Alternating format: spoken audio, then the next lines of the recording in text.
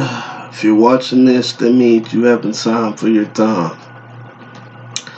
But you feel like you or somebody you know might be facing some.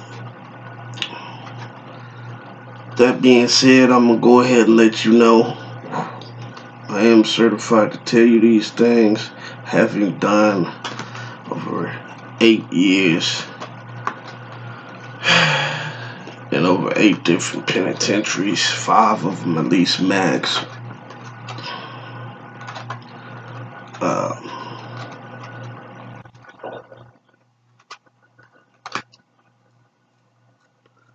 Things are never easy to talk about, no matter how long it's been since you've been through them.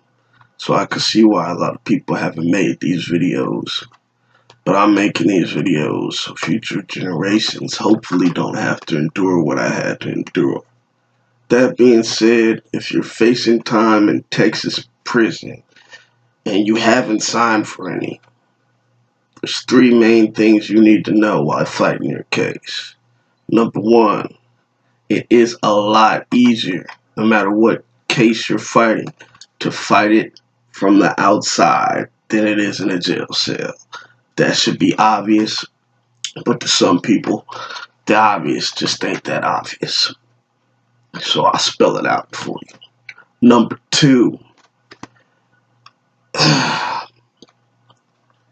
it is gonna seem strange, but if you know they don't have a lot on you, but you're still facing a buttload of time for whatever you done or whatever put you in that situation, know that the DA is gonna have a lot of cases on their caseload, no matter what DA they are. So they're gonna come at you with offer after offer after offer.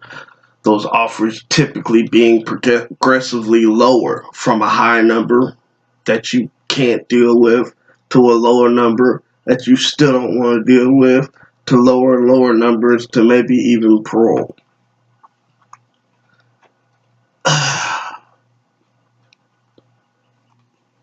Probation.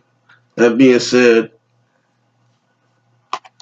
the third and most important thing you need to know is if you are doing time in a jail cell and you've done more than a week, or you know somebody who's facing time and they're doing time in a jail cell, and they've done more than a week in that cell, and they haven't incurred any serious injuries or been sent to lockup when you went to go see them and couldn't be seen, they're doing time already.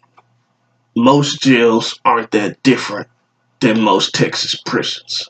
So if you're doing time in a jail cell, you've done a lot of time in a jail cell, you've pretty much done a shorter version of what prison is. I say that to say this. Deferred probation. Listen to the word I'm saying. Deferred is a straight trap.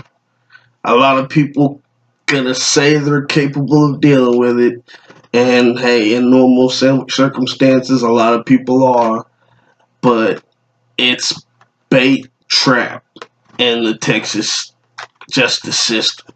They're hoping that you fail, because the word deferred means that you could fail on day 1, then they can try and lock you up, or you could fail on the final day and they could still try and lock you up for just as much time.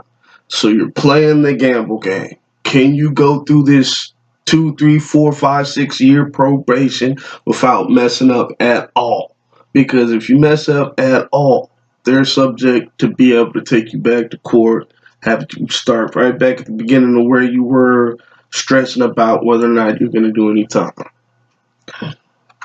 That being said, breathe deep. I made it through this video. I hope it helps you or whoever you're trying to help through what you're going through. If it did, bless you and safe journey on your way, man.